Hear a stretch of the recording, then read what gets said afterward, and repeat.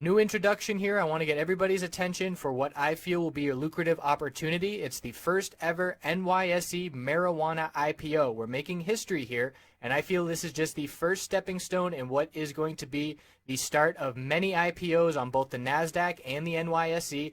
I feel we're going to have a marijuana sector and marijuana ETFs in the future, and this is just step number one. If you are familiar with the industry, that's all I have to say. I know you're interested already.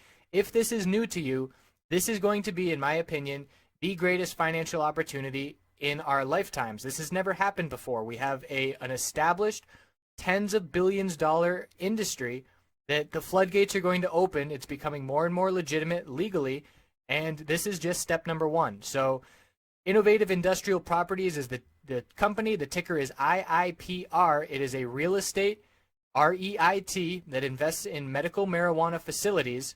And for this IPO, we have a new website, www.mjipo.com. I put together an hour of research video going through the filings, researching the company and the executives, and establishing a game plan, looking at some other IPOs and how they have traded. We're going to have a chat room with live Q&A during that day, Tuesday, November 22nd. And we'll also have the live webcam where I'll be showing our charts, going over, pointing out key support and resistance levels, looking at the volume that's coming in.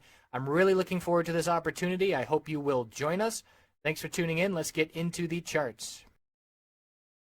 Looking at Facebook on the daily and weekly time frame, we did have a strong close at the high of the day today. It is an inside candlestick right at the high of yesterday as well. So 117.88, 117.79, strong close. Very low volume is noteworthy.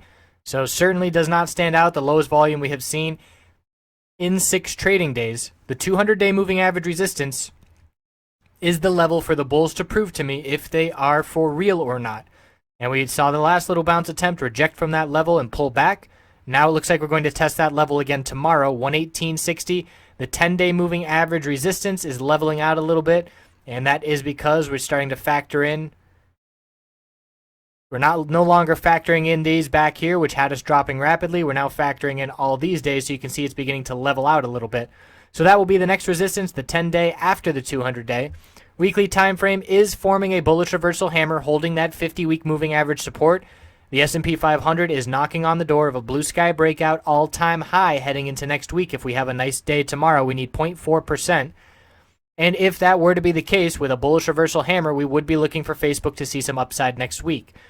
So checking in on the 5-minute time frame, both Apple and Facebook, very similar tech names with the action today on the 5-minute chart.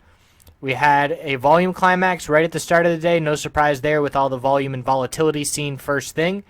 But then again, volume climax is often signal the top of an uptrend or the bottom of an or the bottom of a downtrend.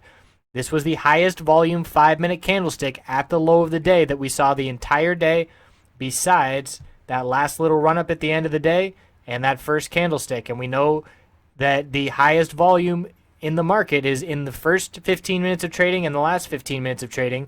So when you see a spike in volume, that does indicate a potential bottom. So it was very clear the bulls took control of the trend not until around noon, where we had our bounce, back testing and holding these 5-minute moving average supports. And then once we broke these highs, we had a high at 116.89, 88, 88, and then this candlestick right here broke it. That's your bull break. Back test the 20 period and hold it. Higher lows and higher highs the rest of the day. Nice ramp up in bull volume. And then again, right before the close, a little ramp up in bull volume. So the turnaround was when this lower high pattern broke, started to form higher lows, and then that's when the uptrend began. So the bulls are in full control heading into tomorrow. It was one of the strongest closes relative to being at the high of the day for the stock. So we will look for some continuation tomorrow. And again, that 200-day moving average is very key. If we close above it tomorrow, the weekly time frame is going to be looking good heading into next week. And we'll be looking for these tech names to see a bit of recovery. And we'll see if blue sky breakout in the S&P 500 can help that along. We'll check back in to wrap up the week tomorrow. Thanks for watching, and I'll see you then.